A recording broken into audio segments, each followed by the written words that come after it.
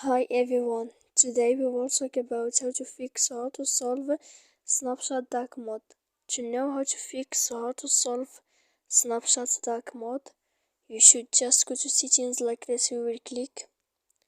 After that, in this page, you will go to apps, default apps, app settings. When you will see this list, you will go down to find the application of Snapchat and you will enter. So here you will go to Snapchat. Then in this page you will click for stop. When you will end this, you will enter to storage. After that, in this page you will click clear cache. Then you will go to click clear data, and when you will end all this, you can turn off your Wi-Fi. So please don't forget to support us by like and subscribe. See you next time in another video, and thank you for watching.